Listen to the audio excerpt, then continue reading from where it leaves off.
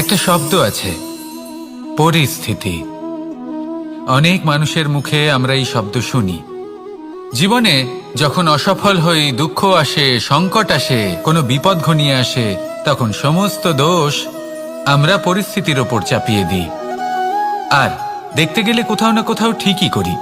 এই পরিস্থিতি প্রত্যেক দিনের মতো পাল্টাতে থাকে, কিন্তু এই দিন, এই রাত, এমন কেউ আছেন যিনি এর ওপরেও নিয়ন্ত্রণ সাধন করেন, আর তিনি হলেন সূর্য।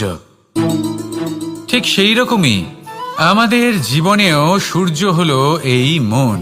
যদি এই মনের উপর আমরা নিয়ন্ত্রণ করতে পারি, তাহলে আমরা জীবনকেও নিয়ন্ত্রণ করতে পারব। প্রথমে এই মনের রাজা হয়ে উঠতে হবে।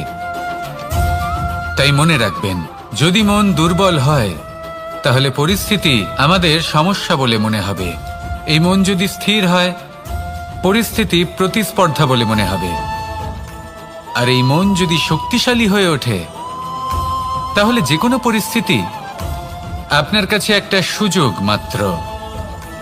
এমন এক সুযোগ যাতে অগ্রসর হয়ে আপনি মহান হয়ে উঠতে পারেন।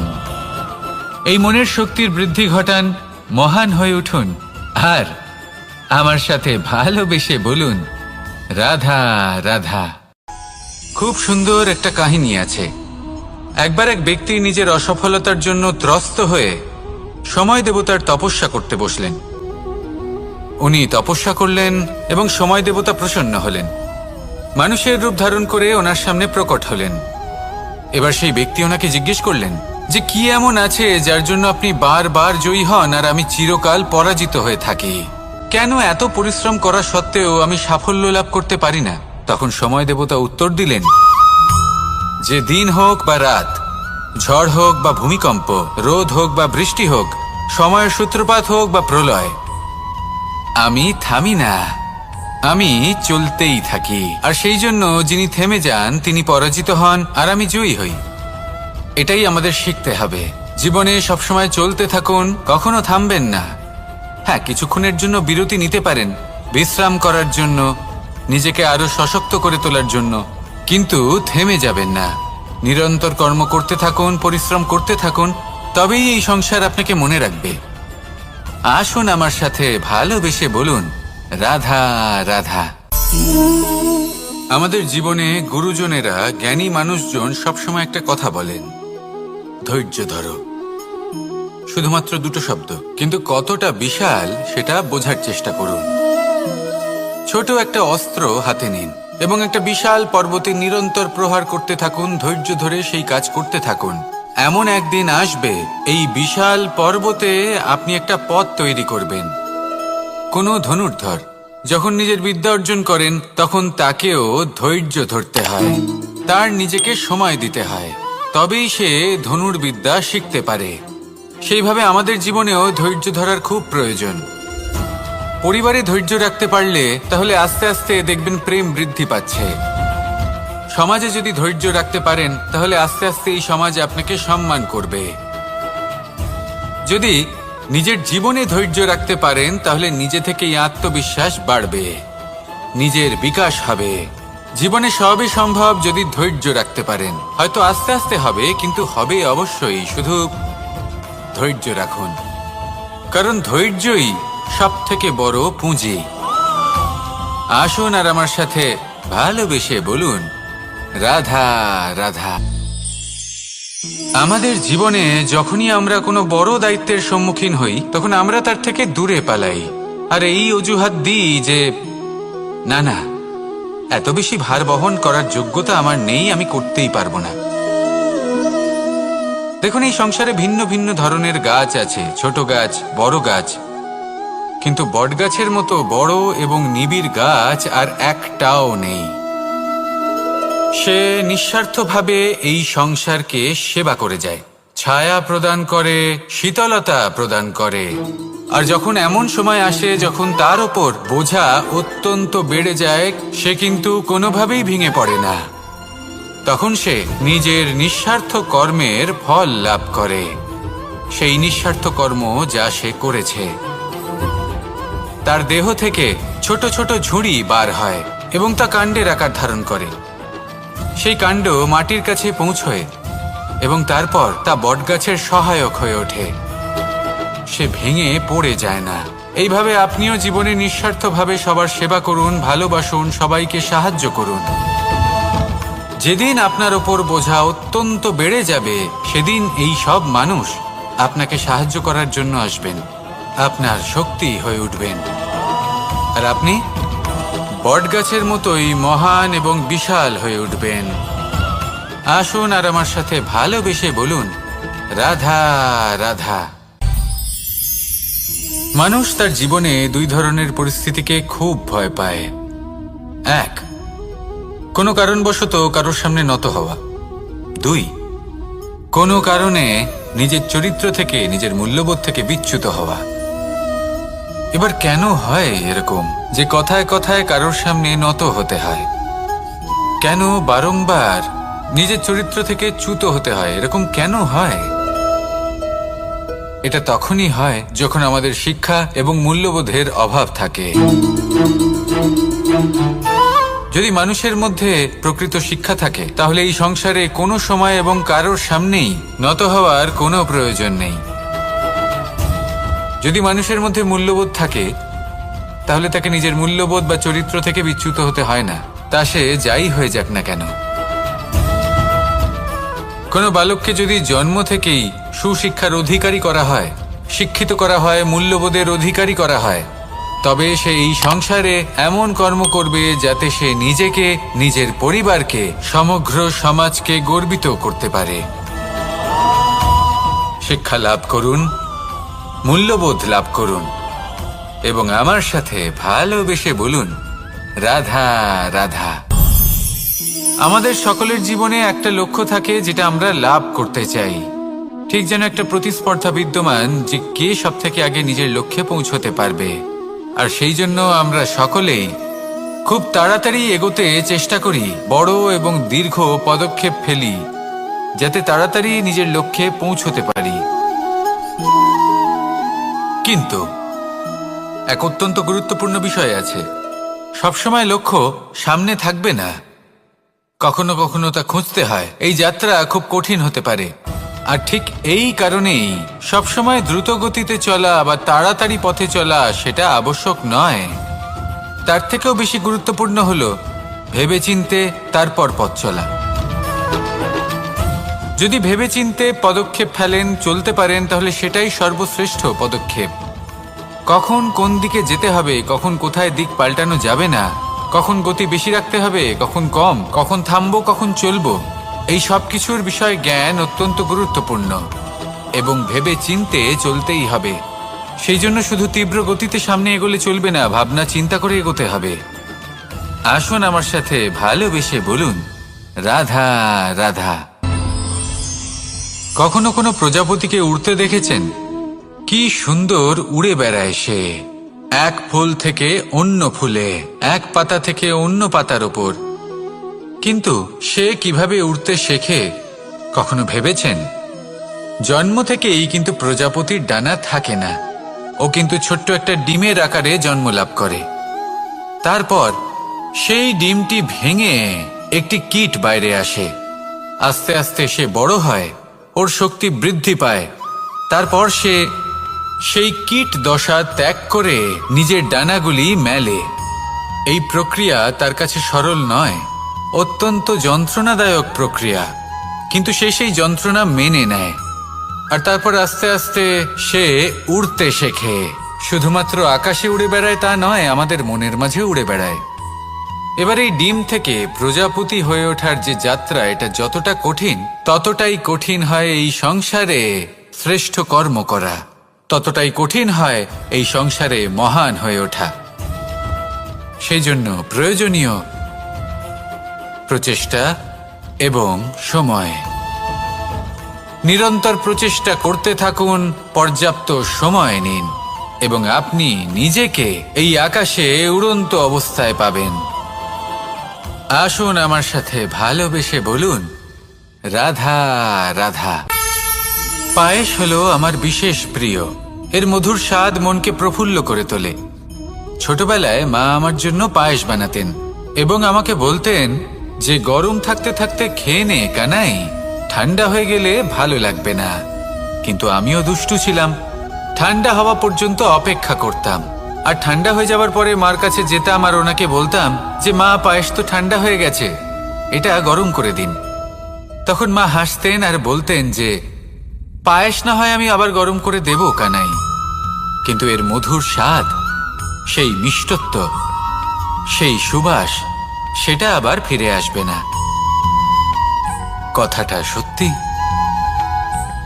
আর এই সত্যটাই আমাদেরও জীবনের সত্য। আমাদের জীবনের মধুর সম্পর্কগুলি, এতে যখন কটুভাব প্রবেশ করে তখন সেই মিষ্টত্ব ফিরিয়ে আনা প্রায় অসম্ভব ব্যাপার হয়ে যায়। আপনি চেষ্টা করে সেই সম্পর্ক ঠিক করতেই পারবেন, তার জন্য অগাধ পরিশ্রম করতে হবে, কিন্তু আবার সেই মিষ্টত্ব কখনো ফিরে আসবে না। সেই জন্য আপনার জীবনের যে মধুর সম্পর্ক আছে, যতটা সম্ভব চেষ্টা করুন তাতে মিষ্টত্ব বজায় রাখতে। কটুভাব আসতে দেবেন না। আসুন আর আমার সাথে মধুর স্বরে বলুন, রাধা রাধা। শব্দ, শব্দ আসলে কি? শুধুই কয়েকটি অক্ষরের সমষ্টি, নাকি আমাদের বাণী? এই শব্দ এমন এক শক্তি যা কাউকেই নিজের বশবর্তী করে ফেলতে পারে। শব্দ এমন এক অস্ত্র যা কাউকে ক্ষত বিক্ষত করে দিতে পারে। এই শব্দ হলো একটি নাদ স্বরূপ, যা কোনো ঘুমন্ত ব্যক্তিকেও জাগিয়ে তুলতে পারে এবং নিজের লক্ষ্যের দিকে অগ্রসর করতে পারে। শব্দে এত শক্তি আছে যে কারোর মনে এতটা আঘাত দিতে পারে যে সে হয়তো জীবনে আর কখনো এগোতেই পারল না। তাহলে এই শব্দের প্রয়োগ খুব ভেবে চিন্তে করবেন। এবং এই শব্দের মতোই হলো নীরবতা। অনেক সময় এই নীরবতা আমাদের সহায়ক হয়ে ওঠে, অনেক সময় এটা আমাদের অনুশোচনাকে অনেক বেশি বাড়িয়ে তুলতে পারে। ভীষ্ম পিতামহ, অঙ্গরাজ কর্ণ, যখন দ্রৌপদীর বস্ত্রহরণ হচ্ছিল তখন এনারা নীরব ছিলেন। দুর্যোধনের বিরোধিতা করেননি, ওকে বাধা দেননি। আর তারপর কি হলো সেটা আপনারা সকলে জানেন। দেখতে গেলে নীরবতা চুপ করে থাকা, কিন্তু যদি কোনো দুষ্টের সামনে চুপ করে থাকেন, যদি তার বিরোধিতা না করতে পারেন, তাহলে এই নীরবতাই অনেক বড় পাপের আকার ধারণ করে। মনে রাখবেন আর আমার সাথে ভালোবেসে বলবেন, রাধা রাধা। আভূষণ, কার না ভালো লাগে এই আভূষণ? আমরা পরিশ্রম করি, ধন অর্জন করি আর আভূষণ কিনে থাকি, কখনো নিজের জন্য, কখনো বা তাদের জন্য যাকে আমরা ভালোবাসি, বা তাদের জন্য যাকে আমরা সম্মান করি। হয়তো সেই জন্যই সীতা চূড়ামণি ধারণ করেছিলেন এবং আমি সামন্তকমণি। কিন্তু এটাই কি সেই প্রকৃত আভূষণ যা আপনার মূল্য বৃদ্ধি করে? না। শ্রীরামের আভূষণ হল ওনার নম্র ভদ্র ব্যবহার। মাতা সীতার আভূষণ হল ওনার সততা, ওনার নিষ্ঠা, ওনার ত্যাগ। অর্জুনের আভূষণ ছিল ওনার একাগ্রতা। রাধার আভূষণ ওনার প্রেম। এই আভূষণ কোথাও নেই, আপনার মনে আছে। যদি আপনার মনে মিষ্টতা থাকে, তা শান্ত হয়, তাতে সততা থাকে, নিষ্ঠা থাকে এবং প্রেম থাকে, তাহলে আপনার অন্য আর কোনো আভূষণের কোনো প্রয়োজন নেই। আপনি যতই ভিড়ের মাঝে থাকুন, আপনার ঔজ্জ্বল্য চোখে পড়বে। আসুন আর আমার সাথে ভালোবেসে বলুন, রাধা রাধা। এই সংসারের সবথেকে বড় সত্যি হলো জন্ম এবং মৃত্যু, কিন্তু আরো বড় একটা সত্য আছে, মিত্র এবং শত্রু, যা আমাদের সকলের জীবনে থাকে। মিত্র সে যে আমাদের সঙ্গ দেয় এবং সংসারের সবথেকে উঁচু শিখরে আমাদের নিয়ে যায়, এবং শত্রু সে যে যে কোনো মুহূর্তে যে কোনো শিখর থেকে আমাদের নিচে ফেলে দিতে পারে। এবার বিচিত্র ব্যাপার হলো এটাই যে আমরা নিজেরাই এদের সাথে নিয়ে চলি, নিজেরাই এদের পালন করি। তা কি করে? প্রথমে বুঝুন এই মিত্র এবং শত্রু কারা। আপনার নিজের মন, আর কেউ নয়। এই মনই হলো মিত্র। যখন তাতে ভারসাম্য বজায় থাকে, তা নিয়ন্ত্রিত থাকে, তা পবিত্র হয়।